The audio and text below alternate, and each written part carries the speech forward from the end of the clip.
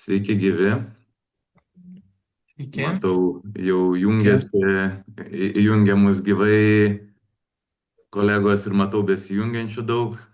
Sveiki, sveikinasi ir čiate. Tai sveiki prisijungę prie MELP webinaro HR Help with MELP. Ir šiandien mes kalbėsime vėlgi darbuotojų naudų tematiką. Tai tema yra darbuotojų naudų ekonomika, ką pasirinkti tarp vertės ir kainos. Kalbiname du ekspertus, atstovaujančius dvi skirtingas naudų sritis, labai paplitusias tiek Lietuvoje, tiek užsienyje. Tai GoIndex pardavimų vadovas Paulius Dambrauskis Sveiki. ir BTA draudimo produkto vadovas Gediminas Bulenokas. Sveiki. Šiandien perkalbėsime ir apie labai svarbus klausimas, kurį dažnai girdime iš mūsų klientų, partnerių, šiaip personalo vadovų. Kaip atskirti tą ilgalaikę vertę, trumpalaikę vertę, kaip ją paaiškinti, kaip ją paaiškinti tiek darbuotojui, tiek darbdaviui. Tai manau, kad labai bus įdomi diskusija. Jei skirsime iš viso šiandien valandą, tai suplanuotas laikas yra nuo 11 iki 12 valandos. Ir pabaigoje bus klausimai, pasiliksime 10-15 minučių klausimams. Jeigu jūs turite klausimą jau eigoje arba net ir dabar, rašykite į čatą ir užduosime juos pagal kontekstą. Arba tiesiog bekalbant aš užduosiu pašnekovams, arba jau pasiliksime pabaigai.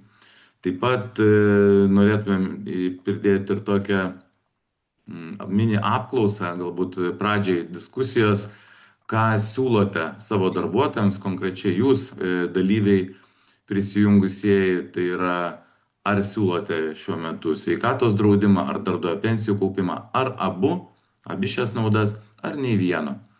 Tai pasižymėkite ir, ir, ir tai bus irgi tam tikros įžvalgos diskusijai, kas šiandien su mumis dalyvauja. Taip pat šis webinaras yra įrašomas ir vėliau jūs galėsite gauti įrašą savo elektroniniu paštu. Na tai pradedame, gal pildykite tą mini apklausėlę, atsakinėkite, jos rezultatai bus iš karto įdėti irgi viešai, kad matytumėte ir patys. O aš pradėsiu gal nuo pasidalinimo labai trumpai kelias minutės ekranu ir pademonstruosiu tokių duomenų, kurie galėtų šią diskusiją pradėti.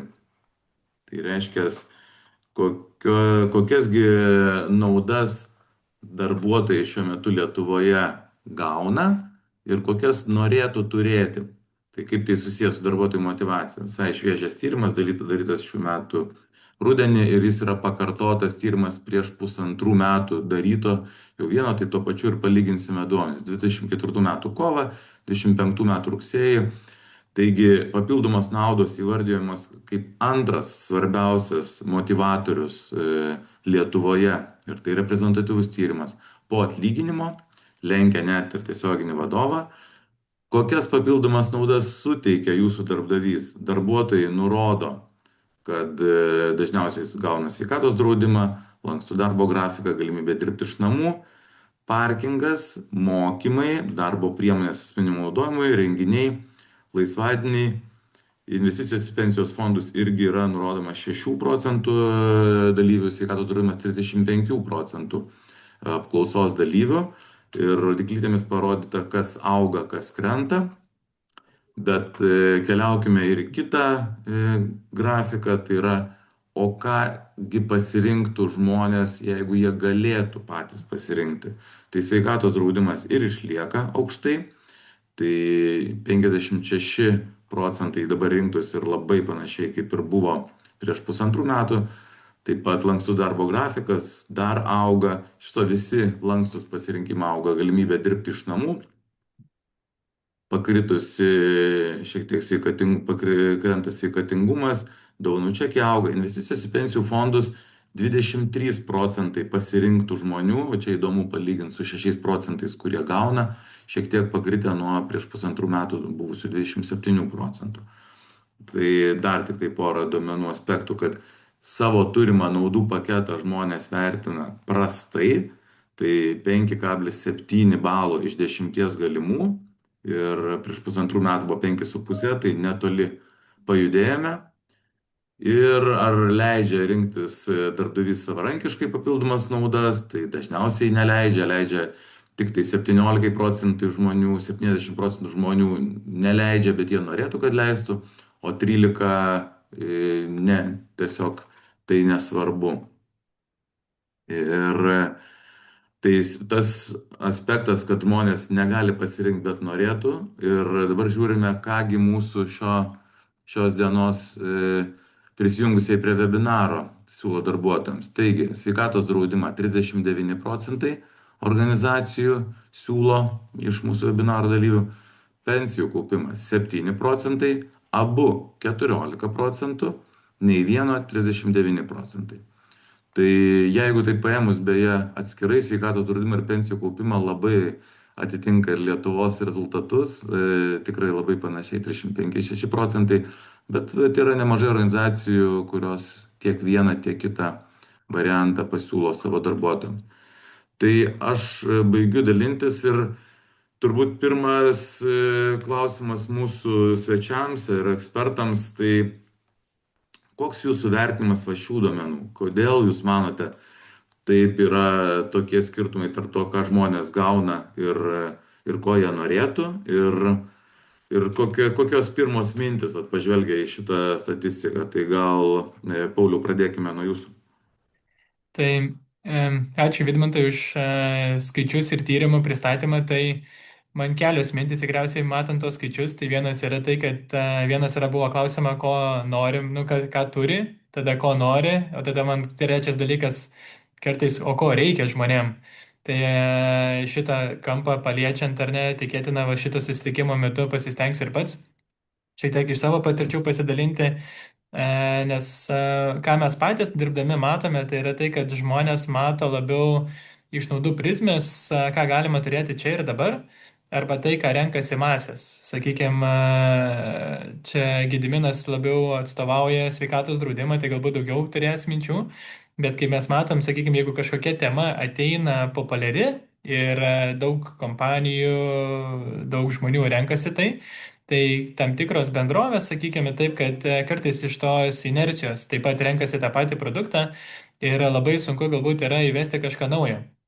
Nes kas liečia Lietuvos pensijų kaupimo sistemą, ar ne, dabar yra, nu, tyrimą rodome, kad 6% darbdavių prisideda prie savo darbuotojų kaupimo pensijai. Prieš 4 metus buvo daryta pensijų kaupimo sistemos apžvalga, tai buvo tik 1,2 iš visų darbdavių, sakykime, kurie prisidėdavo prie kaupimo pensijai, tai taip sakykime, visus kaupiančiuosius, ta visas įmonės, mano manimo, yra dar mažesnis skaičius, yra apie 3 galbūt procentai, 2-3 procentai.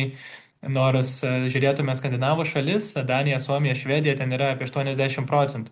Tai mano nuomonė, kas lemia, tai yra tas masinis judėjimas, kai kažkas trendina, žmonės nori būti to dalimi.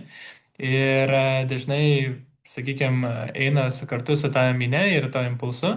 Tai čia yra vienas dalykas, man atrodo, iš tų tendencijų, ką pastebėjau ir kokios mintis kilo. O antras dalykas yra tai, kad žmonės galbūt nori kažko čia ir dabar. Tam tikros naudos yra, sakykime, orientuotos į dabartinį vartojimą, o mūsų nauda kaip pensijų kaupimas, jis yra labiau atidėtas ir žmonės kartais to nenori arba reikia papildomo švietimo. Tai čia galėsiu turbūt eigoje susitikimo papasakoti apie savo patirtis ir kompanijos patirtis, bet tokios pirmos mintis pamačius skaičius. Taip, taip, dėkui. Kaip Gediminai jūs galvojat, va, sveikatos draudimas tikrai aukštumoje Lietuvoje tiek ir pagal pasirinkimą jo, tiek ir tiek ir pagal žmonių norus. Ir jis irgi nėra toks labai jau kasdienio vartojimo, sakykime, produktas. Kodėl žmonės jo visgi nori? Ar va čia tai susijęs su to, ką Paulius minėjo, kaip jums atrodo, kokios įžvalgos? Na, aš tai galvoju, kad na ir tie norai, tie poreikiai tikriausiai atsiranda ir iš tų problemų, su kuriamis susiduria klientai. Tai gal viena iš priežasčių, kodėl sveikatos draudimas yra toks populiarus, tai yra, kad turime ganėtinai galbūt sudėtingas galimybės gauti tas pačias sveikatos priežiūros paslaugas. Na, tiek visuomenė yra šiuo metu ta nuomonė, kad patekti pas gydytoją yra didžiulės eilės tiek valstybinėme sektoriuje, tiek yra sudėtingas prieinamumas galbūt antrinio lygio paslaugų ir sveikatos draudimas didžiąja prasme išsprendžia tas problemas. Ir aš taip pat labai pritarčiau Pauliui, kad tikriausiai yra ir mados klausimas. Sveikatos draudimą šiais metais, jau mes skaičiuojame, kad Lietuvoje turi beveik 250 tūkstančių darbuotojų. Tai iš esmės 1 iš 5 jau turi sveikatos draudimą ir turbūt tai jau tampa viena iš prievolių suteikti tą sveikatos draudimą, ypač jeigu darbuotojai migruoja tarp įmonių. Vienoje įmonėje jie turėjo sveikatos draudimą, tai jau darbinantis į kitą įmonę jie taip pat ir prašys ir jie matys tai kaip normą turėti šią papildomą naudą. Manau, tai ir yra priežastis, kodėl būtent ir apklausoje tiek daug dalyvių nurodė, kad sveikatos draudimas yra viena iš tų naudų, kurią jie norėtų turėti. Tai turbūt galėtumėm galvoti, kad turtingėjant visuomeniai ir pensijų fondai, lygiai taip pat kaip vakaruose populiarėja, taip ir pas mus turi aukti. Kitas dalykas, senstanti visuomenė vėlgi, tiek sveikatos draudimui, tiek pensijoms turbūt irgi ilgesniam darbo periode savo kaip darbuotojo irgi turėtų paauginti, bent jau tai mes matome iš savo klientų. O kaip apie tendencijas? Pakalbėkim dabar apie tai, kas labai konkrečiai domina dažniausiai webinarų lankytojus. Tai yra ypač, kas vyksta jūsų srityje, konkrečiai ypatingai pokyčiai artimiausiu metu, ar tai susijęs su naujų metų sandūra, o galbūt matote taip nuo ilgalaikio truputį iki trumpalaikio, jeigu galite pereiti. Tai Gediminai, galbūt tada šiuo atveju jūs pradėkite apie tai, kas vyksta su sveikatos draudimu Lietuvoje konkrečiai, ar mes perimėm kažkokias tendencijas iš užsienio ar ne, ir kokie vyksta pokyčiai. Šiais metais sveikatos draudime tikrai labai didelės tendencijos. Tikriausiai visi dalyviai yra girdėję, kad sveikatos draudimas anksčiau turėjo visa įmoka iš esmės turėjo lengvatą ir nebuvo apmokestinama tiek gyventojų pajamų mokesčių, tiek sodros mokesčiais. Tačiau šiais metais buvo priimti įstatymai, kai sveikatos draudimui taikoma lengvata tik tai iki 350 eurų. Tai metų eigoje pastebėjome, kad tikrai vienas iš vyriausybės tikslų galbūt stiprinti valstybinį sektorių, dalį pajamų nukreipti būtent į valstybinį sektorių, silpninti privatų sveikatos sektorių. Ir vienas iš įrankių matėme, kad gali būti sveikatos draudimas, nes sveikatos draudimas yra vienas iš pajamų šaltinių būtent privačiam sveikatos sektoriui. Tai šiuo metu yra šie patvirtinti įstatymai, tačiau po nemažų diskusijų su sveikatos apsaugos ministerija yra pasiektas susitarimas, kad ši lengvata, kuri šiuo metu jau yra patvirtinta 350 eurų ir įsigalioja sausio mėnesį, galimai bus peržiūrėta, bent jau iš sveikatos apsaugos ministerijos yra toks įsipareigojimas, kad jie šią lengvatą peržiūrės ir jinai gali siekti jau ne 350 eurų, kuri šiuo metu yra patvirtinta, bet ji gali didėti iki minimalaus atlyginimo. Ir žiūrint galbūt kaimyninių šalių praktiką, tai mums artimiausias tikriausiai yra Baltijos šalis, tai ši praktika tiesa nėra visiškai nauja. Šią praktiką turi tiek Latvija, tiek Estija. Estijoje lengvata sveikatos draudimui yra apribota iki berods 450 eurų. Latvijoje taip pat ši lengvata buvo apribota iki 420 eurų anksčiau, tačiau visai ne per seniausiai pernai metais ši lengvata buvo padidinta iki 700 eurų. Ir iš mūsų pusės, iš pačio galbūt produkto pusės, tai vidutiniškai sveikatos draudimo įmoka apdraustajam siekia rinkoje apie 550-600 eurų. Tai tos lengvatos padidinimas, jeigu tikrai jisai bus padidintas iki minimalaus atlyginimo, tai mes vertinam, kad pilnai bus pakankama įmoka, kad turėti pilnavertį sveikatos draudimą, kuriame būtų įtrauktas galbūt ne vien tik ambulatorinis gydymas, bet ir papildomos paslaugos kaip odontologija, optikos paslaugos ir prekės, ar kitos paslaugos susijusios su sveikatos priežiūra. Ir galbūt irgi vienas iš tokių svarbesnių akcentų, ką taip pat ši vyriausybė planuoja atlikti kitais metais, tai kad šiuo metu lengvata yra taikoma tik tai, jeigu darbdavys perka sveikatos draudimą, bet panašu, kad taip pat mes kaip ir fiziniai asmenys turėsime galimybę įsigyti sveikatos draudimą ir susigrąžinti gyventojų pajamų mokestį būtent už šias įmokas. Tai taip pat galbūt bus paskata plėsti tiek fizinių asmenų draudimo rinką ir galbūt ieškoti kažkokių paralelių su juridinio asmenų sveikatos draudimo produktais.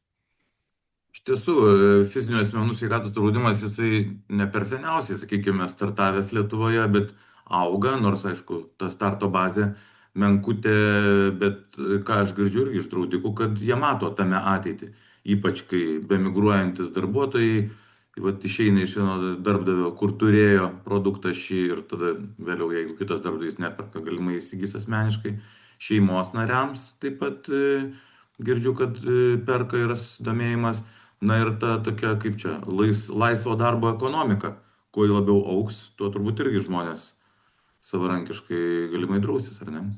Taip, tai čia galbūt irgi vienas svarbus aspektas, kad šiuo metu, jeigu įmonė nuspręstų, tarkim, drausti ne vien tik tai savo darbuotojus, bet papildomai ir šeimos narius, tai šeimos narių sveikatos draudimo įmoka būtų apsimokestinus, tai jeigu atsirastų fiziniams asmenims lengvata, tai gerokai galėtų pamažinti ir pačius finansus, jeigu, tarkim, pati įmonė norėtų finansuoti šeimos narių draudimą. Bet bendrai žiūrint, iš fizinių asmenų perspektyvos, tai taip, mes irgi matom labai didelį potencialą.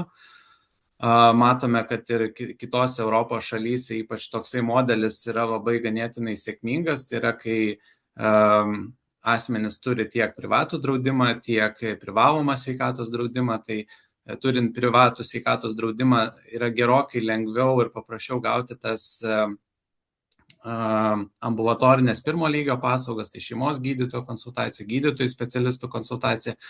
O jeigu jau yra reikalingas sudėtingesnis gydymas, tokiu atveju gali paslaugos būti teikiamas valstybiniam sektoriui, jeigu tai yra kažkokių sudėtingų ar kritinių ligų atvejai. Ir dar tik trumpai, kada galėtų būti svarstomas tas pokytis, nes manau, kad čia ypatingos svarbos yra visom įmonėm savo finansų planavimui. Bendrai techniškai, kaip žiūrint, tai šiuo metu yra pasiektas tik tai susitarimas, tai yra įsipareigojimas galbūt iš Sveikatos apsaugos ministerijos, tačiau konkrečių datų mes dar neturime. Mes labai tikimės, kad artimiausiose Seimo sesijose bus registruoti nauji įstatymo pakeitimai, bet čia iš esmės labai priklausys nuo vyriausybės valios, kiek jie norės šios pakeitimus greitai realizuoti. Tai mes labai tikimės, kad tai gali būti pasiekta per kitus metus, bet konkrečių datų tai tikrai dar negalime pasakyti. Supratau. Ok, tai Pauliau, kas dedasi pensijų fondų gyvenime ir konkrečiai lietuvių auga taupimas, visi dabar nerimauja apie tą artėjančią galimybę išsiimti, kaip vieni nerimauja, kiti gal galimai džiaugiasi. Pakomentuokite tada apie tendencijas, pokyčius, kažkokias naujienas jūsų srityje. Tai taip trumpai žiūrint tendencijas, aš taip sakyčiau, gyvenam vienu karščiausių laikotarpių, kas liečia pensijų kaupimą ir tą metų sandorą. Nes nuo kitų metų kalbant, tikriausiai dvi tendencijos, tai yra, apie kurias norėčiau paliesti, ir yra antra pakopa ir trečios pakopos tendencijos, nes kas liečia antrą pakopą, tai nuo kitų metų vyksta vadinama reforma. Aš nežinau, ar tai vadinčiau reforma, nes iš dalies tai yra sistemos gerinimo darbai, ar ne, ir atsiranda tam tikrų niuansų, kurių tikrai reikėjo, sakykime, žmogui susirgus, kad galės įsimti savo sukauptas lėšas ir nemokėti jokių mokesčių. taip pat galimybė, sakykime, 25% įsimti viso savo sukaupto turto per visą savo gyvenimą vieną kartą. Tai tam tikros sąlygos, kurios yra įvedamos nuo kitų metų, jos tikrai yra palankios. Tačiau pirminė reakcija ir žiniasklaidos, ką mes matom ir iš klientų, ir iš įmonių išnekantis, yra tai, kad retas žmogus yra pasidomėjęs, tai kas ten iš tikrųjų keičiasi, bet visi žino tą faktą, kad, okei, bus 2 metai ir aš galiu pasitraukti iš kaupimo. Ir čia realios yra istorijos, tai vis, sakykime, vienos didžiausių prekybos tinklų Lietuvoje viena iš vadovių darė mano kolega Ovidijus, fondo valdytojas, irgi tokį webinarą, čia prieš Finansinės laisvės forumą, tokią konferenciją ir parašė mums, susisiekė, aš matydamas, kas rašo, pats susisiekiau, sakau, pasikalbėsiu, kodėl čia taip, nu, tas įdomumas pakilęs yra tai temai, sako, buvau prisijungusi į jūsų webinarą, jau galvojau, kur išleisiu pinigus, galimai antros pakopos ar ne, kur investuosiu, ne tai, kad išleisiu ten nekilnojant, nu, kaip ten būtiniams reikalams, bet galvoju, nu, kur čia geriau investuoti, kur čia dėtos pinigus, kažką teisingai elgtis galbūt su jais. Bet sako, pasiklausius webinaro, pirmas dalykas, ką supratau, tai kad reikia apskritai man žinių ir mūsų visuomeniai ir mumis pakvietė atvykti į įmonę, padaryti pristatymą apie tuos antros pakopos artėjančius pokyčius. Tai darėm. Tai ką noriu pasakyti, kad žmonės jau kartais sprendžia, ką darys su savo pinigais, nors iki galo nesupranta, kaip sistema veikia. Tai reikia suprasti ir tas naudas. Valstybės prisidėjimas atrodo taip jisai mažas ar ne, 1,5% nuo vidutinio darbo užmokesčio. Bet darant paskaičiavimus, sakykime, nuo kitų metų jau per metus tai sudarys apie 400 eurų. Ir dabar jeigu jaunas žmogus pradėtų kaupti, ar ne, tai per visą kaupimo laikotarpį jam susidarytų su investicinė grąža ir įmokomis virš 100 000 eurų. Ten 20-mečiai galbūt dabar pradėsim ir 150 000.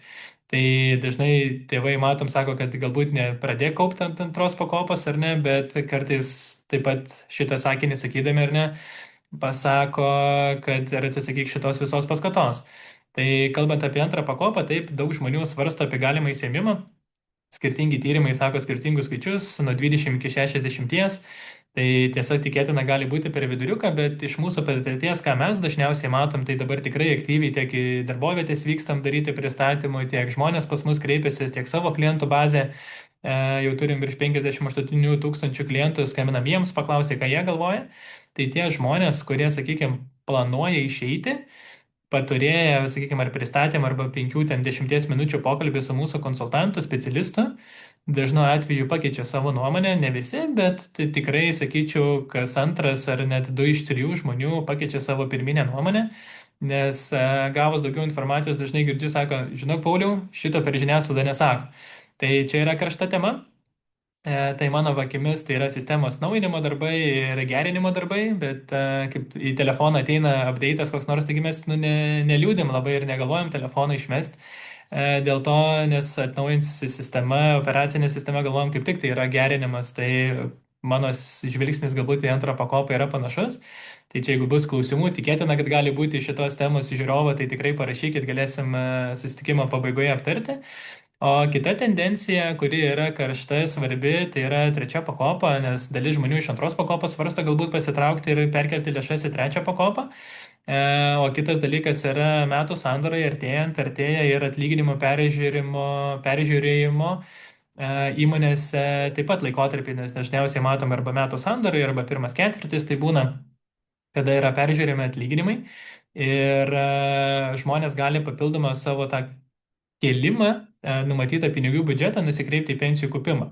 Tai įmonei kažko papildomai nieko nekainuoja, bet darbuotojas turi labai didelę naudą iš mokestinės pusės, nes lėšos, kurios yra pervedamos iš įmonės pusės, jos gali būti neapmokestintos. Tai nereikia nei gyventojų pajamų mokesčio mokėti, nereikia nei sodros mokesčio. Tai trečios pakopos apskritai kaip sistema, kaupimas ar ne ir rinka, jinai auga gan sparčiai. Tai prieš 3 metus mes turėjom apie 90 000 kaupiančiųjų. Šiai dienai per 3 metus tai skaičiai padvigubėjo, jau turim virš 180 000. Tai žiūrint vien šiuos metus, kaupiančiųjų trečioji pakopai paaugo per 9%. Tai tema yra karšta ir metų sandora per atlyginimo peržiūros ar ne taip pat yra. Tai yra ta tema, kada verta, pasakykime, ir įmonėse įsivedinėti šitas politikas, nes galėsim šiek tiek per galbūt paliesti plačiau, kokios ten tos naudos ir kiek ten tų pinigų susitaupo, bet tokios tos tendencijos, antra pakopa svarsto žmonės, ką daryti. o trečia pakopa per darbdavį ir apskritai yra auganti tendencija ir labai populiarėjanti. Ar tai atliepia ir kažkaip tai vakarų, tarkim, Europos kryptis? Turbūt mes sekam pėdsakais tai, kas vyko vakarų Europoje prieš kurį laiką. Kaip tai atrodo? Tai tiesa, Vidmantai, ką ir minėjau prieš tai, kaip pasakyti, Skandinavų šalyse apie 80% darbdavių prisideda prie kaupimo pensijai ir didžiąją dalimi tai yra trečios pakopos arba kažkokie profsąjungų pensijų fondai. Tai yra tekę kalbėtis su keletą švedų, buvo čia atvykę į Lietuvą, teko susipažinti. Ir sako, tai ką žmonės galvoja, va ten antrą pakopą palėtėm klausimą, ten trečia, sakom, nu čia kad svarsto žmonės galbūt va pasitraukti ir tą reformą artėjantį. Sako, tai ką žmonės darys? Sako, pas mus į įmonę ateinantis darbuotojai, kurie dirba, net nėra klausimo, ar tu nori pensijos kaupimo, ar tu nenori. Tai yra tiesiog tokia higiena, kad tai yra normalu. Lietuvoje, sakykime, tas dar atsiliekam, tai manau, kad tikrai mes artėjom. Ir vakar asmeniškai teko daryti pristatymą viena iš įmonių, kuri dirba šiek tiek su dirbtiniu intelektu, bet turi filialus tiek Lietuvoje, Vokietijoje, Danijoje, Švedijoje. Tai rodė savo tą, kaip pasakyti, naudų politikos kelią, kada kas prasidėjo, sako, mes dar nesam net pelningai veikianti organizacija. Dabar esam ant to beveik slenkščio, kada jau pralaušim tą, sakykime, etapą, bet tos naudos, sakykime, sveikatos draudimai buvo, tada buvo kažkokie ofiso, team buildingai, biudžetas asmeniniam tobulėjimui, ar ne. Ir dabar sako, mes turim, norim, nenorim siekti tą pasaulietišką požiūrį, ar ne, ten Amerikos, Švedijos, Amerikoje yra populiaru 401k fondai, tai tikrai mes artėjom prie tų vakarų šalių ar skandinavų šalių. Mm. Aš tai galvoju irgi pats asmeniškai, va tą besvarstant, kuo daugiau klausau informacijos, tai tuo labiau nusiraminu, kad galvoju, taigi nebūtina daryti visko sprendimo greitai. Ta prasme, reikia tiesiog dar klausyti, dar mokintis, stebėti, kas vyksta. Tas pakankamai ilgas langas, kaip be pasielgtum. Ir be to sukaupti pinigai, tai irgi jau kažkaip motyvuoja, atrodo, kad štai jie jau yra, neišvaistyti. Dabar truputį perinant apie tą vertę, aš galvoju, pensijų, tiek ir pensijų kaupimas, tiek ir sveikatos draudimas, na, yra vertė, negauni jos iš karto, momentaliai. Galbūt su sveikatos draudimu, kaip kada tu galėtum tą laisvą limitą nueiti ir panaudoti greitai, jeigu tikrai žinai, ko tau reikia, arba tyrimų kažkokiu tai norėtum pasidaryti.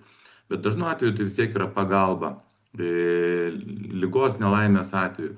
Tai apie tą, galvojant vertės suvokimą ir apie skirtumus tarp darbdavių ir darbuotojų. Vat, Gediminai, kokius jūs matote arba propaguojate skirtingus vertės suvokimus, arba ką darbdaviai išskiria kaip vertę sveikatos draudimo, o ką darbuotojai kaip vertę, ir va, tas momentiškumas arba ilgalaikiškumas jūsų produkte, kaip jisai pasireiškia? Tai galbūt kalbant apie darbuotojus, na, bendrai mes tikriausiai per metus visi turime kažkokių tai išlaidų susijusių su sveikata. Pagal, na, Europos Sąjungą vidutiniškai sveikatai žmonės skiria apie 7% nuo savo pajamų. Lietuvoje tas skaičius šiek tiek yra mažesnis, apie 5-6%. Na, tai taip skaičiuojant nuo metinių pajamų, vidutiniškai mes kiekvienas skiriame sveikatai nuo 1000 iki 1500.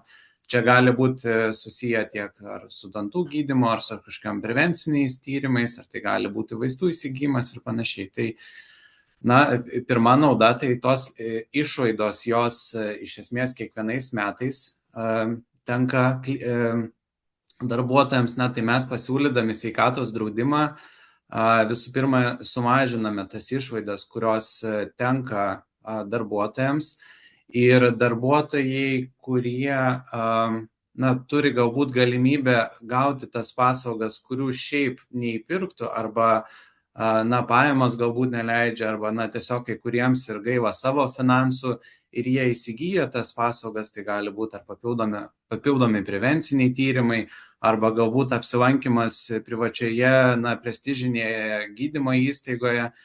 Tai mes matome, kaip būtent yra suteikiamas tos paslaugos, kurių galbūt jie šiaip neįsigytų, tada darbuotojai labai, na, teigiamai atsiliepia apie tą draudimą. Tai iš tokios pusės, na, žiūrint pragmatiškai, tai na, labiausiai pasiteisinančios tokios programos, na, tai aišku yra ambulatorinis gydimas, tai kai suteikiam klientams galimybę lankytis privačiose gydymo įstaigose, paslaugas gauti greitai, gauti kokybiškas paslaugas, turėti pasirinkimą tarp gydytojų, turėti galimybę galbūt įsigyti ir kažkokius papildomus tyrimus, kurių negalėtų gauti klientas valstybinėje gydymo įstaigoje. Na ir tos nuolatinės išlaidos, tai yra įsigyti vaistai, vitaminai, kažkokios papildomos medicinos priemonės. Tai būtent šių paslaugų įsitraukimas mes matome, na, kad atsiliepia galbūt geriausiai darbuotojams vertinant tą naudą būtent sveikatos draudimą gaunant. O Gediminai, nėra tokio dar racionalaus aspekto, kad, pavyzdžiui, gal yra kokie duomenys, kad jeigu darbuotojai turi sveikatos draudimą, gal iš tikrųjų jų tų ligadienių yra mažiau, gal jie greičiau, kaip sakant, pasigydo ar susitvarko pasikreipdami į privačias. Statistiką sunku išvesti, bet mes prielaidas tokias tikrai galime daryti. Na, visgi sveikatos draudime yra galimybės, iš esmės beveik visa sveikatos draudimo rinka taip pat siūlo ir nuotolinės konsultacijas. Aišku, ir ambulatoriniam gydymui klientas turi galimybę greičiau gauti paslaugas, tačiau na, taip jau labai grubiai vertinant, tai tikrai tas papildoma galimybė gauti privačiose gydymo įstaigose, gauti paslaugas greičiau, tikrai gali sumažinti būtent nedarbingumo dienas. Statistiškai, aišku, sunku tai pasakyti, bet mes grubiai vertinam, kad tai apie 10-20% tikrai gali sumažinti ir tuo pačiu tai būtų nauda ne vien tik tai darbuotojui, bet ir darbdaviui, nes jų darbuotojas gauna paslaugas gerokai greičiau, gali gerokai greičiau grįžti į darbą ir mes irgi, kalbant ir su mūsų klientais, labai dažnai matome, kad jie viena iš paskatų pirkti sveikatos draudimą yra būtent ši, nes jie taip pat mato tame naudą kaip įmonė, kad jų darbuotojai gaus gerokai greičiau gydymo paslaugas, gerokai gali sutrumpėti būtent tie nedarbingumai ir tai yra viena iš paskatų taip pat įsigyti draudimą. Mhm. Iš tiesų, įdomu, ar Lietuvoje gal čia kas nors parašys ir iš dalyvių, ar Lietuvoje kas nors teko, o gal jūs pakomentuosite, jei kas nors teko suturti, aš užsienį esu matęs sveikatos draudimo programų, kurios skatina gyventi sveikai. Ir ta prasme, kad jeigu tu ar sportuoji, ar ten dar kažkokius taškus renki, daugiau vaikštai ir dėl to galimai, kad tu mažiau sirgsi, tai sveikatos draudimas tau gali mažiau kainuoti. Bet nėra labai dažnas atvejis, gal kas nors parašys iš čia dalyvaujančių, gal žino, kad įmonės pačios tai daro ir skatina kažkokiu būdu, kad, pavyzdžiui, apmokėsiu sveikatos draudimą ir gal daugiau apmokės darbdavys, jeigu tu ir pats kažkokiu būdu dalyvausi ir demonstruosi, kad tau ta sveikata svarbi. Tai reiškia, užsimsi prevenciją, kas turbūt yra irgi galimas teigiamas efektas. Pauliau, kaip apie jūsų srityje apie tą vertės suvokimą? Yra dar turbūt toliau, dar labiau išplaukusi, kaip aš gyvensiu po N10 metų ir kokie bus poreikiai. Geriau šiandien. Tai čia galėsi pasidalinti, bet atliepsiu tą, Vidmantai, paskutinį tavo paties klausimą, kur prašėjai apie sveikatos draudimą pakomentuoti. Tai pensijų fonduose iš tikrųjų įmonės daro, sakykime, šitą dalyką, tik tais per kitą prizmę kartais įmonės. Sako, mes prisidėsim prie paties kaupimo pensijai, bet tik tuo atveju, kai kurios įmonės tai daro, jeigu tu pats kažkiek mokėsi savo pensijų fondą. Nes tam tikros įmonės, skirtingų įmonių, skirtingų mąstymų būna.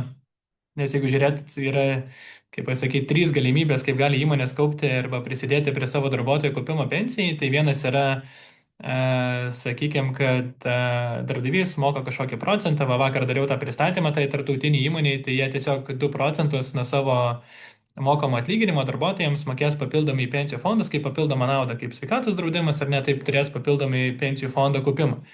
Antras variantas tai yra, va, sakykime, va šitas minimas, kad tu prisidėk 2 procentus, mes tau pridėsim taip pat 2 procentus. Kodėl įmonės kai kurios tai daro, todėl daro, kad va būtent jeigu tu duosi kažką nemokamai, žmonės galbūt ne visada vertina. Tada reikia edukacijos, kad jie suprastų tą naudą ar ne, ir kartais tai yra lengva padaryti, kartais sunku, bet sako, jeigu mes padarome šitą, sakykime, atskirimą, kad jeigu tu dėsi ir aš prisidėsiu, tada žmonėms nori, nenori, reikia pasidomėti, tada jie supranta prasme, naudą to pačio investavimo ir tada dar labiau pradeda vertinti tai, ką darbdavys duoda. Ir trečias variantas yra, kaip darbdaviai gali prisidėti prie kaupimo pensijai, tai, sakykime, iš savo biudžeto visiškai nieko neprisidėti. Sakykime, tikrai yra tekę bendrauti ir tikrai su fainom įmonėm, bet kurios sako, mes ir taip jau gerai mokam savo darbuotojams, šiai dienai neturim biudžeto, galbūt kažkada ateityje. Bet mūsų visada požiūris ir darbuotojai, ką sako, tai sako gerai, mums iš mūsų pusės gali būti ir nieko įmonė neprisidėti, bet tada leiskit mums patiems nusikreipti savo atlyginimo tą planuojamą didinimą pokalbio metu, peržiūros metu, sakykime, metų sandorai. Nes jeigu darbuotojai ateinant ar ne į va tą darbo pokalbį, dėl peržiūros, dėl atlyginimo sakytų, kad, nu, Pauliau, labai gerai darbavaisi, praeitais metais dabar tau didinsim 100 eurų atlyginimą į rankas, įmoniai tai kainuoja apie 168 eurus, nes reikia dar GPM susimokėti, sodros mokesčius. Tai jeigu darbuotojas, sakykime, leistų būti darbuotojams rinktis, ką nori daryti su ta 100 eurų, ar nusikreipti į atlyginimą ir susimokėti mokesčius prieš tai, ar tiesiog sakyti, ne, man nereikia tų pinigų, sakykime, šiai dienai aš ar taip investuosiu, nukreipkite man į pensijos fondą. Tai gaunasi taip, kad visą 168 eurus su visais mokesčiais įmonė ir galėtų nukreipti.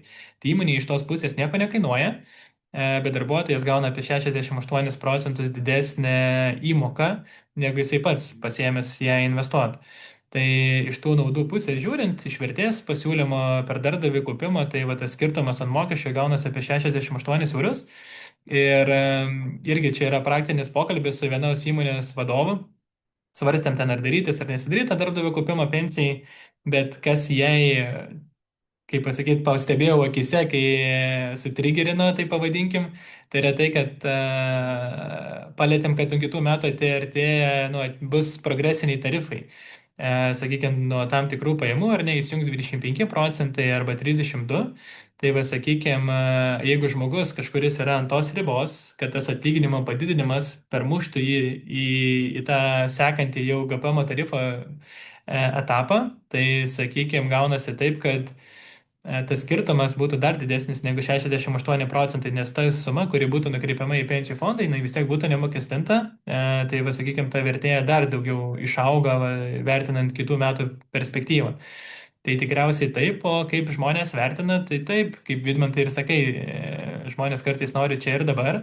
Ir, sakykime, jeigu pasirinktų tą 100 eurų padidinimą, jisai gautų apie 1200 eurų per metus, bet jeigu jisai nusikreiptų į pensijų fondą, per tuos vienerius metus tas skirtumas susidaro, nu neskirtumas, bet į pensijų fondą patektų ten virš 2000 eurų, kas su investicinė grąža tikėtina sudarytų ten beveik 2100 eurų.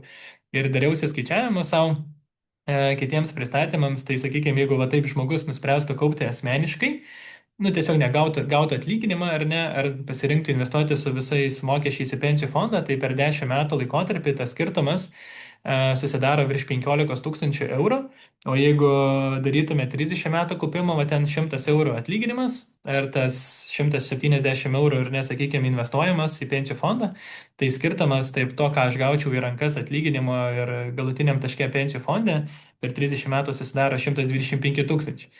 Tai didelės pinigų sumos ir ne visi asmeniškai, sakykime, pastebim, pasiskaičiuoja tokius dalykus, ne visi apskritai žino, kad apskritai per darbdavį galima mokėti tas įmokas. Tai tas populiarėja, bet dar nėra taip, kaip galėtų būti. Na taip, mes patys kaip platforma, mes esam super apie personalizaciją ir apie lankstumą. Ir mes siūlome žmonėm ir darbdaviam netgi sakome, kad leiskite žmonėm rinktis, nes taip jie bus laimingesni. Tai iš tikrųjų čia toks įdomus aspektas - laimingumas šiandien, laimingumas ateityje, gal galimai daugelio metų, gal net metų bėgė, jeigu su sveikatos draudimu susirgus, arba po 10 metų. Tai kaip tą pamatuoti ir kur yra iš tikrųjų svarbiau. Nes ką mes matome, leidžiant žmonėm rinktis, kai mes patys platformoje savo suteikiam tą galimybę, mesgi turime ir mel parduotuvę su ten tūkstančiais pasirinkimų. Vėlgi, teisybės dėlį reikia pasakyti, nėra galimybės kol kas rinktis pačiam sveikatos draudimą, pavyzdžiui, šeimos nariui arba pensijų fondus. Tai kas dominuoja yra tokie kaip trys banginiai, sakykime, kad yra trečdalis grubiai eina prekybos centrams, trečdalis eina maistui visokia forma, tai gali būti nuo Volt atvežamo maisto, Volt Bolt arba tiesiog didžiųjų parduotuvių, Maxima iki ir kitų. Ir paskui trečdalis jau visa kita. Grožis, sportas, automobiliai, laisvalaikis. Ir tada aš galvoju, vat, apie tą, nu, nereikia nurašyti turbūt ir žmonių poreikių šiandien, jeigu visiems jiems sakyti, kad geriau darbdavys žinotų, ko tau reikės ateityje arba ko tau reikia, bet valgyti pasirodo žmonėms reikia šiandien. Tai nežinau, kaip tą subalansuoti šitos abu poreikius. Ir kaip, nežinau, gal vat jūs apie tai galite ir po komentarą kokį pasakyti, vat, kaip manot apie tą, vat, kai darbuotojas sako, bet man reikia dabar, kaip jį įtikinti. Būtent jį tada, ne darbdavį. Darbdaviui čia kaip ir atrodo aiškios ir paminėjote svarbius dalykus, bet apie tą poreikį. Nu ir apie, kad kodėl tas ilgalaikiškesnis veiksmas yra vertingas. Aš galiu galbūt pasidalinti šitoje vietoje keliomis patirtimis. Tai vienas dalykas yra, kad mes taip turim tų žmonių, kurie nori čia ir dabar. Ir, kaip pasakyti, ir kartais yra gerai, kad jisai nori išleisti čia ir dabar. Ir nieko su juo nepadarysi, kad ir kiek tu ten stengsis, motivuosi, ar jį edukuosi, ar ne. Ar tik pridėsiu, kad galimai jie jaunesni yra. Kur didžiausia nauda būtų dabar pasirinkti tą atidėjimą, ar ne. Bet ką mes iš savo patirties matom, va, sakykime, viena įmonė taip pat va, buvo, leido rinktis žmonėms, sako, turim 2 procentus papildomų lėšų, kurios galim nukreipti į pensijų fondą arba nukreipti prie atlyginimo didinimo, sumoka mokesčius, gausis mažiau į rankas ar ne, bet vis tiek tie patys 2 procentai groso kažkur bus nukreipti. Tai darėm. Visada aš sakau, turi būti edukacija šito klausimo, nes jeigu be edukacijos vadovas ateis, pasakys, turim gerą dalyką, tai pasirinks apskritai gal kokie 5 procentai darbuotojų, bet padarėm online susitikimą, nes sako, mūsų nemaža dalis, ant virš 100, kaip pasakyti, darbuotojų yra, dalis gamykloje, dalis ofise, sako, darom online. Nu gerai, padarom online. Padarėm online, tai apie 25, galbūt 30 procentų žmonių pasirinko pensijos kaupimo va tą klausimą. Ir sakau, nu negali būti, kad tokie maži skaičiai, kažko žmonės nesupranta, kažko nedaskaitė, nežiūrėjo to susitikimo, ar ne. Ir taip, čia prieš 2 metus yra įvykęs šita istorija, asmeniškai teko dalyvauti ir tada HR jų vadovai skambinu, sakau, nu negali tai būti. Padarom dar vienus susitikimus, bet gyvai. Padarom, atvažiuosim į gamyklą su kolega, atvažiuosim į ofisą, padarom pristatymą. Ir tada padarėm tos pristatymus, tai tas procentas paaugo, nežinau, iš 25-30 iki kažkur netoli 60 procentų, beveik padvigubėjo.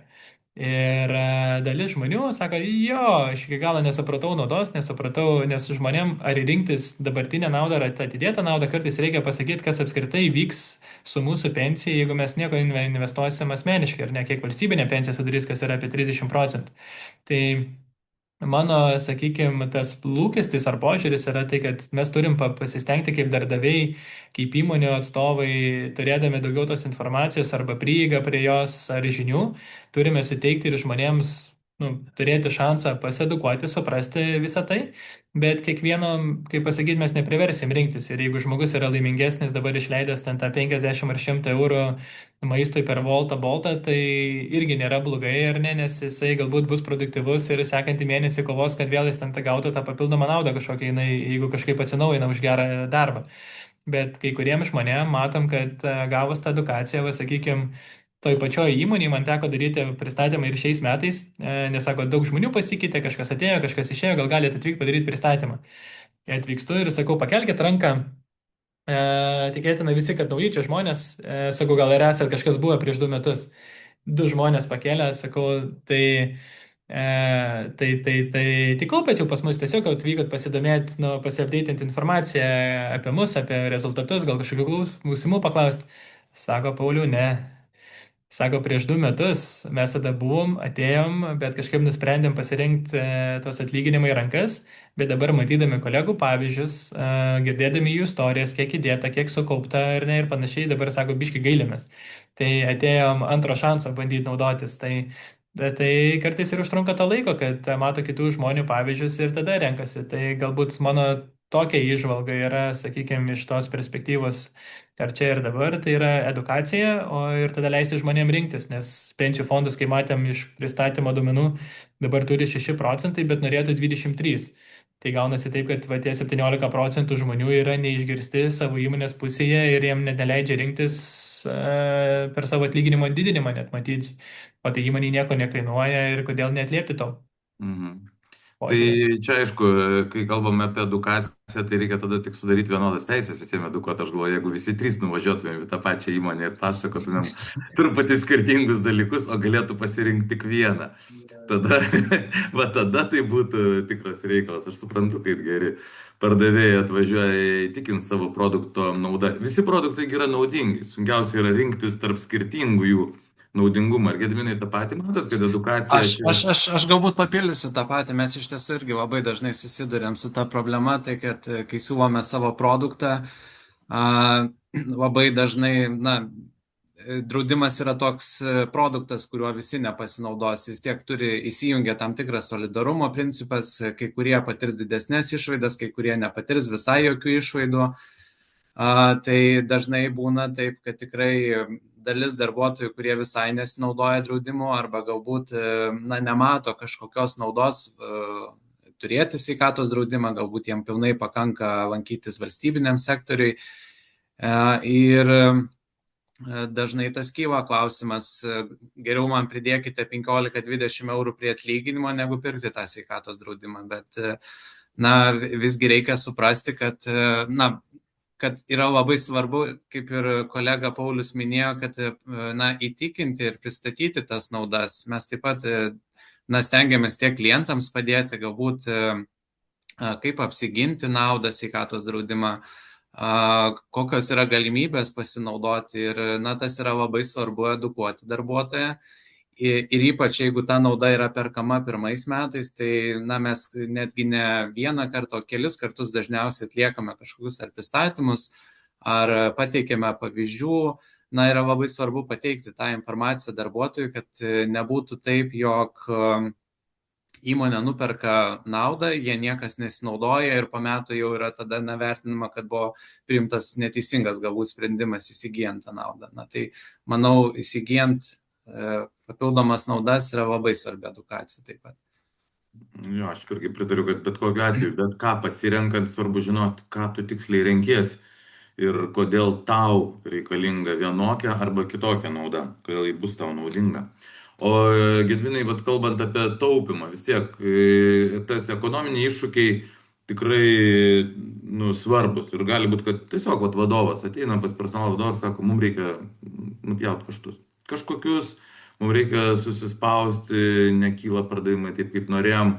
Kokie čia sprendimai yra sveikatos draudime, jeigu įmonės turėjo tam biudžetą, arba planavo, bet dabar turėtų kažkaip tai peržvelgti ir yra spaudimas iš, nežinau, kitų vadovų, naikinti tai visai, arba sumažinti. Tai kokiais keliais eina įmonės, ką jūs patartumėte?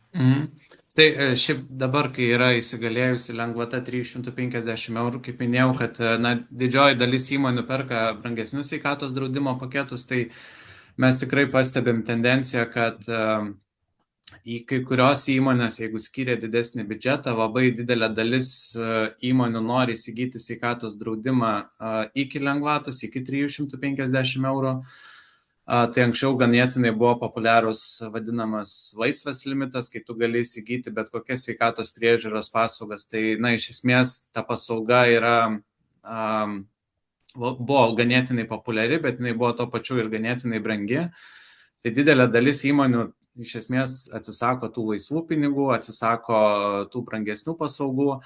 Sprendimas dažniausiai yra arba mažinti kompensavimo procentą ambulatoriniam gydyme, galbūt, nes tas standartas buvo 80%, galbūt yra vienas iš sprendimų mažinti kompensavimą iki 70%. Kitos galimybės galbūt pakeisti tam tikras rizikas, kurios yra gerokai pigesnės, tačiau taip pat suteikia papildomą naudą darbuotojams. Tai galbūt, irgi turėjome keletą įmonių, kur turėjo beveik visą biudžetą skyrė būtent tam laisvam limitui, tai tiesiog atsisakė laisvo limito, suskirstė papildomas programas ir skaidė į atskiras rizikas, skyrė dalį profilaktikai, dalį receptiniam vaistam. Iš esmės galima maksimali draudimo suma, draudimo išmoko, kurią gali gauti darbuotojas, išliko ta pati, tačiau tik tai darbuotojas kažkiek yra apribojamas, kokias paslaugas jisai gali pasidengti. Bet čia yra vienas taip pat yra iš sprendimų. Galbūt tik tai yra svarbu, jeigu jau įsigyjamas sveikatos draudimas, pagalvoti apie platesnį galbūt paslaugų krepšelį, kad tai nebūtų tiesiog įsigyti sveikatos draudimą ir užsidėti papildomą varnelę. Ir vėliau galbūt po metų atliekant apklausas pamatyti rezultatą, kad darbuotojai nevertina tokio draudimo. Tai irgi svarbu galbūt ne tą vieną ambulatorinį gydymą įsitraukti, bet įsitraukti papildomas rizikas kaip nereceptinius vaistus, įsitraukti galimybę galbūt pasidengti dalį dantų gydymo išlaidų, kad kuo didesnė dalis darbuotojų įsitraukti į draudimą, kad bent jau galbūt ne tomis brangiamis paslaugomis, ne ambulatoriniu gydymu, ne apsilankymais privačiose klinikose, bet kad bent jau didžioji dalis bent jau atsisiųstų ar mobilią aplikaciją, pamatytų, kaip visas procesas vyksta, įsigytų ar maisto papildų, ar medicinos priemonių ir tada bent jau atsiliepimai ir darbuotojai matytų gerokai didesnę naudą tokiu atveju. Aš galvoju, kad kaip ir Paulius minėjo, tas prisidėjimas savo darbuotojo ir darbdavio kažkoks paritetas, tai jisai daugelis ryčių yra sėkmingai veikiantis. Darbuotojas kaip pats prisideda prie bet kurios išlaidų dalies, jis tikrai labiau tai vertina. Turime klausimą dėl pensijų kaupimo, tai čia Pauliau pačiam. Klausė Lina, dėl pensijų kaupimo, ar tiesa, kad darbdaviai nepatikslina naudos gavėjo termino gale, o išėjimo iš darbo atveju, kad sutartį sudaro iki darbuotojas išeis iš darbo. Išėjus iš darbo, darbdavys sukauptas sumas susigrąžina, o darbuotojo vardu darbuotojo sutartį kaupti darbdavys nesutinka. Taip, jūs matote tokių situacijų, kad tai tampa toks truputį įrankis priverstinis galbūt darbuotojų išlaikyti ir darbuotojas dar net nebūtinai visą tai supranta pasirašydamas. Ne visai. Čia gali būti, kad šiek tiek maišosi klientė arba žmogui uždavusiam klausimą su draudiminiu produktu. Tai gali būti tais investicinis gyvybės draudimas, kad panašią tendenciją, kad naudos gavėja kažką gali nustatyti kitą negu save. Tai kiek žinau, čia galbūt Gediminas gal net galės patikslinti, nes jo temoje šitas yra produktas. Bet kas liečia pensijų fondus, vienintelis subjektas, kuris gali sudaryti su pensijų kaupimo bendrovė, grina trečia pakopa, ne draudiminiu produktu, tai gali tik tais fizinis asmuo. Tai, sakykime, darbdavys yra mokėtojas kaip galimas mokėtojas, bet, sakykime, esu girdėjęs vadovo klausimų, sako, ar galimas taip, kaip pasakyti, pašantažuoti, jeigu ten išbūsi pas mus 5 metus ar ne, kad tavo pensijų fondas liks pas mus, tai mes apskritai to negalim padaryti. Nes nuo momento, kaip darbdavys perveda lėšas į pensijų fondą, tas lėšas yra darbuotojo nusavybė ir žmogus išeidamas iš įmonės, jisai gali spręsti, ką nori daryti su tais pinigais. Tai vienas dalykas yra palikti tą sumą, kaip yra sukaupta ir jinai, kad toliau būtų investuota. Antras dalykas yra, kaip pasakyti, gali prašyti naujo darbdavio, kad jisai mokėtų.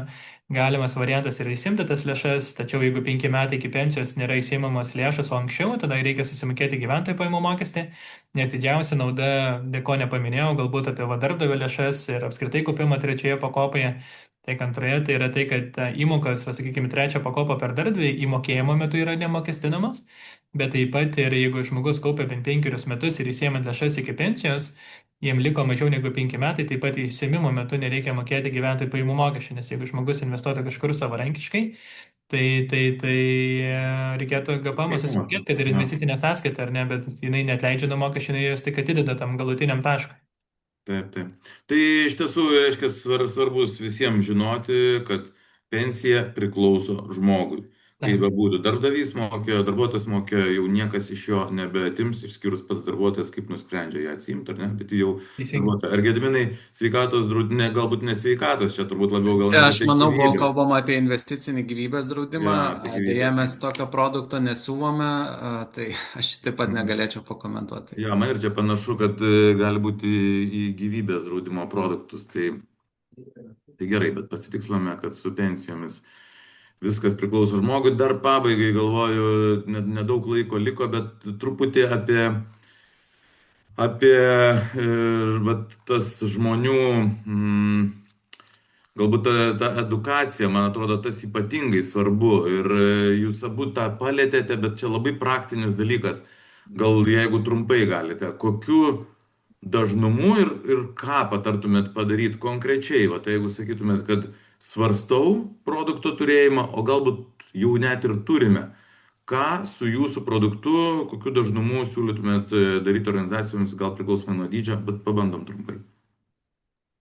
Tai galiu aš paliesti, tikriausiai tai mano siūlymas, nesvarbu, mes tą patys inicijuojam, tie darbdaviai, kurie kaupia pas mus darbuotojams, ar ne, tai mes net kontaktuojam juos kas metus pasiūlyti, kad atvyksim, pristatysim naujienas, ar ne. Dabar tikrai nemažai darbdavių patys ateina, kai kažkas vyksta, keičiasi antros pakopos reforma, sako, gal galite atvykti pas mus į įmonę padaryti pristatymą. Tai mano siūlymas yra, sakykime, mūsų temoje, tai daryti bent vieną kartą per metus, parodyti bendrinius skaičius, kiek ten paaugo pensijų fondai, kokia situacija rinkoje ir taip toliau. Plus, jeigu kažkas tikrai drastiškai keičiasi.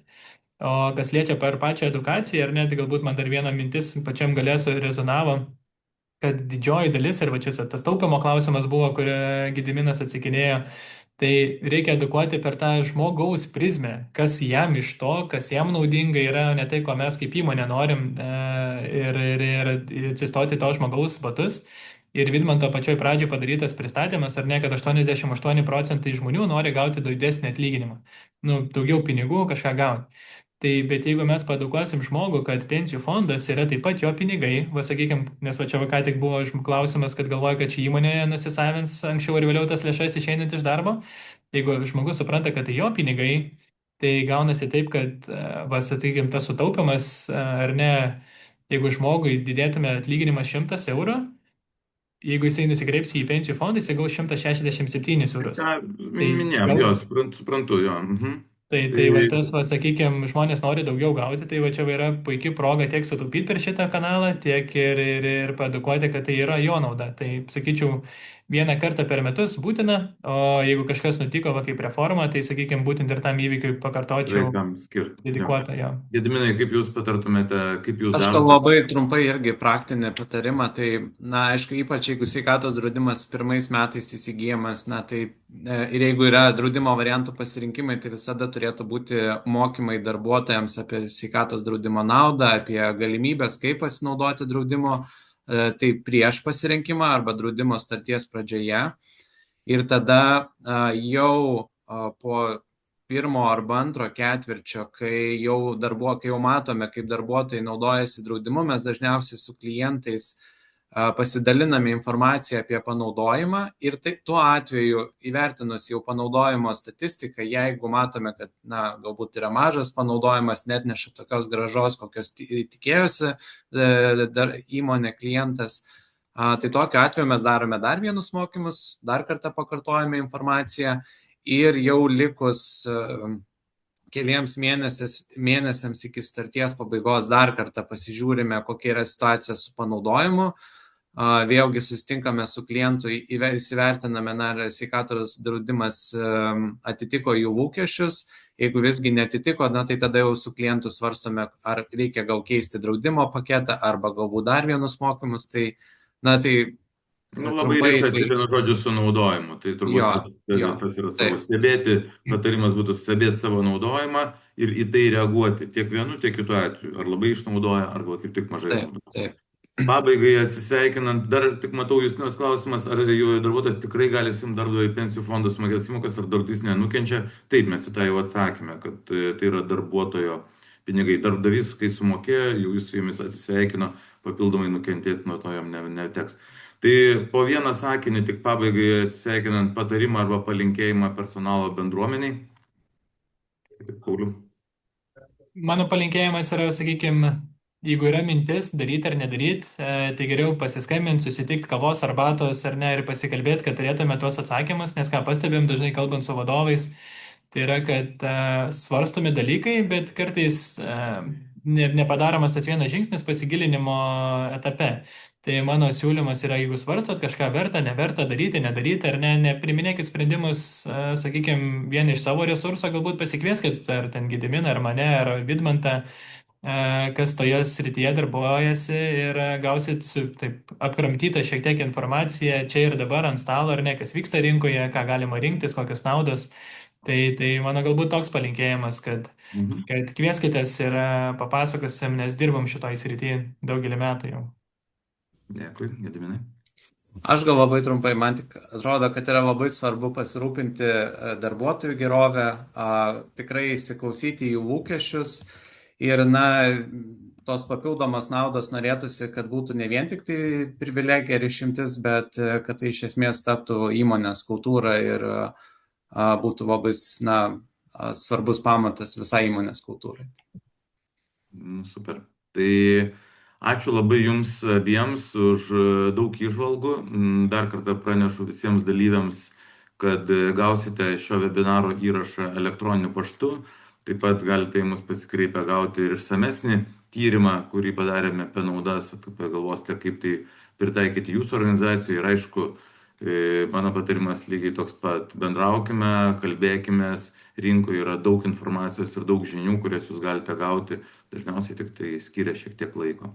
Tai labai ačiū, Pauliau, Gediminai ir visiems dalyviams, visiems linkiu geros likusios darbo savaitės ir gražių kalėdų artėjančių. Ačiū labai. Ačiū visą, iki. Dėkui visą.